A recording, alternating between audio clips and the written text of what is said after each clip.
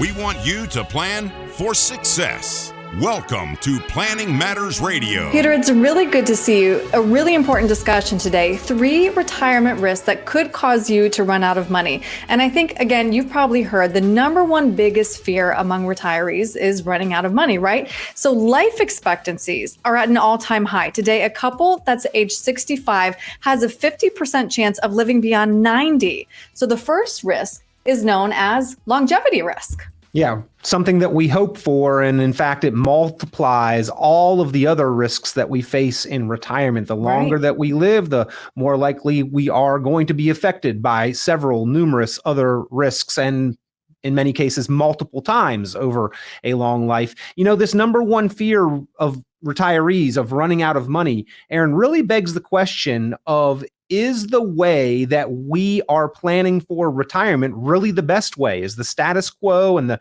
traditional way that we are taught to plan for retirement, if it were really so effective, would we see this as such a common fear and reality? It does happen, by the way, and it is a big shock to lifestyle in retirement. And yeah, those numbers of longevity, when we look at 50% of men are going to live to 85, 50% of women are going to live to 88. That's half.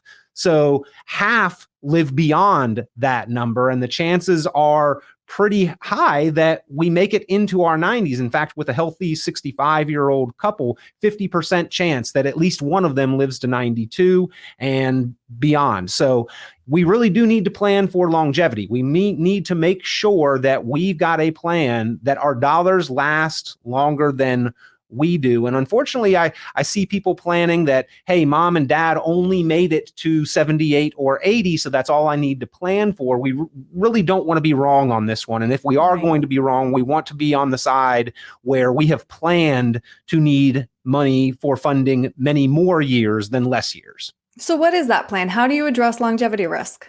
Well, that is part of our optimized retirement planning process, and it's really reverse engineering the retirement planning. We don't look at a lump sum or some arbitrary age of 62 or 65 as being a key indicator that we are truly financially prepared to enter into and face the years, the decades of retirement. We look at the need for income, the expenses, and how we are going to create that income. And we look at maximizing available sources of income.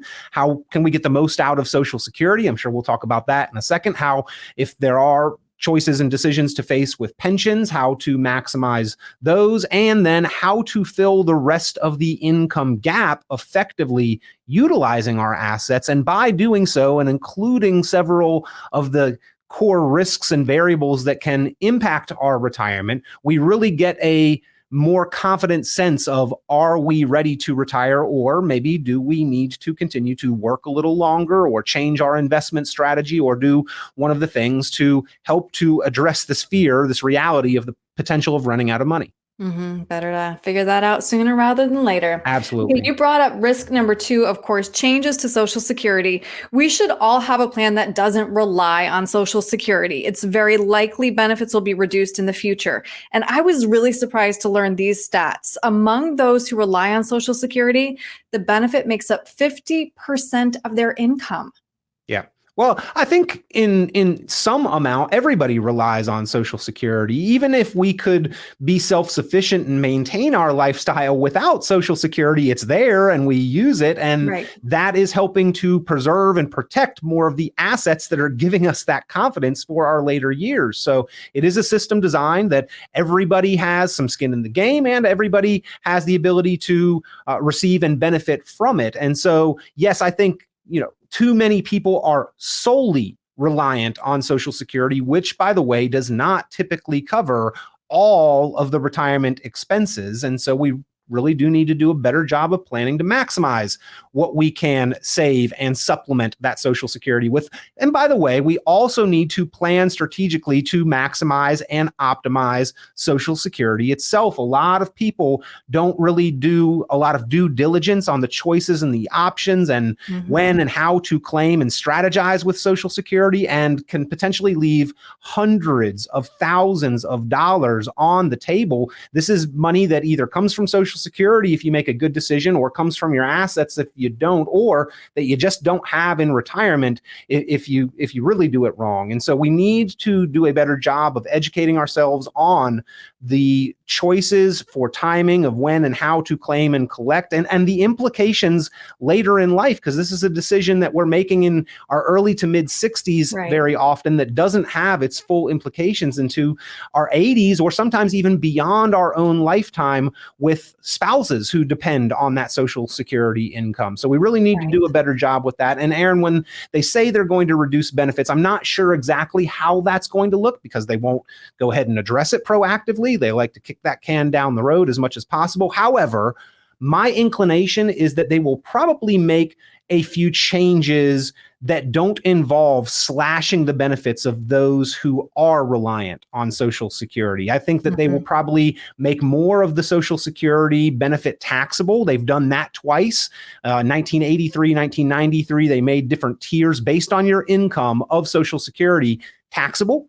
At some point in time, they'll probably make 100% of it taxable. They'll probably raise the full retirement age, as they have also done before. And at some point in time, I think that they either increase or remove the earnings cap on Social Security deductions. At a certain point in time, if you make enough money during the course of the year, you actually stop paying into Social Security.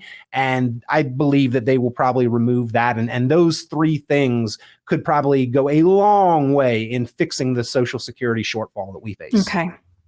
Risk number 3 was kind of the headline of last year, this year as well. Inflation, of course. I just want to take a quick look at historical inflation rates, Peter. But basically, while the core inflation numbers have been ticking downward for the past few months, we are still at historically high levels. And inflation simply means that you're going to have to use more of your retirement savings to maintain your quality of life. Well, inflation has been called the silent thief, and at least for the last couple years, it has not been so silent. And I think that we will continue to hear an awful lot about inflation, and in particular, its impacts on retirement for years into the future. Because even at historically relatively stable and low inflation rates, retirees are more susceptible to the impacts of inflation. And by and large, Erin, unfortunately, I have done a poor job in planning for inflation. A lot of the retirement projections that I see from people coming into the office for reviews actually don't include much, if any, accounting for inflation, sort of an assumption that we're going to need the same income for decades and decades into the future. That's not the way that it is.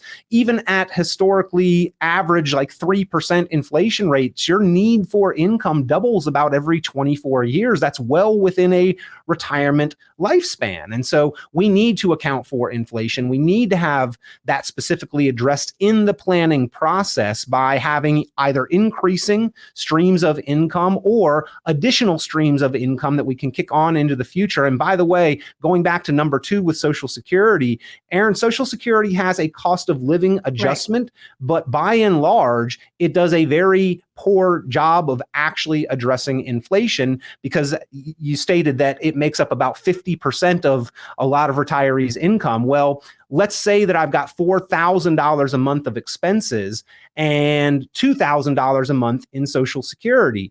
If inflation and the cost of living are both 8%, which the cost of living doesn't usually keep up with inflation, but let's say it does, they're both 8%.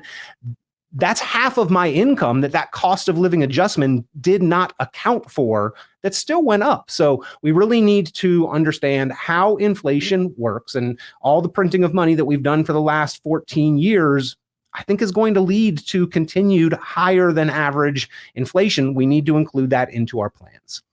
So did you address this then? What are the solutions for planning for this kind of inflation? Because it's very much out of our hands, right? Yeah, well, I think there are solutions for each of these problems. Is that you need to have a specific written retirement income plan. And you need to talk about the variables that can impact that income plan: longevity, market risk, sequence risk, Social Security perhaps being reduced, right? We're going to include that, even if I don't believe that's how it's actually going to happen. Let's take them at face value at their word and include a reduction in Social Security around the time that they're talking about. 2033, they say they'll only be able to pay 75 cents on the dollar. Let's include that in our plan.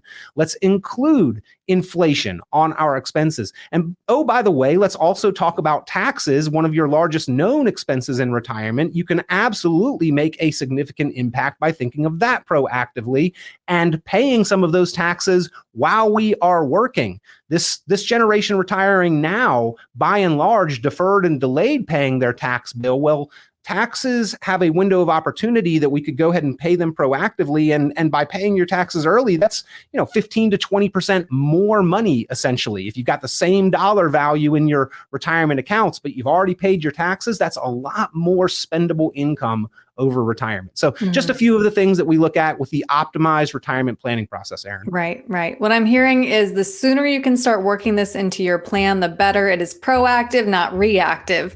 Peter, if somebody wants to have that conversation with you, what's the best way to reach you? Give us a call, 919-300-5886, 919-300-5886, or you can go online, RichonPlanning.com. It looks like RichonPlanning.com, or you can email me, Peter@RichonPlanning.com. All right. Peter, thank you. Always a pleasure. This has been Planning Matters Radio. The content of this radio show is provided for informational purposes only and is not a solicitation or recommendation of any investment strategy. You are encouraged to seek investment, tax, or legal advice from an independent professional advisor. Any investments and/or investment strategies mentioned involve risk, including the possible loss of principal. Advisory services offered through Brookstone Capital Management, a registered investment advisor. Fiduciary duty extends solely to investment advisory advice and does not extend to other activities such as insurance or broker-dealer services. Advisory clients are charged a quarterly fee for assets under management, while insurance products pay a commission, which may result in a conflict of interest regarding compensation.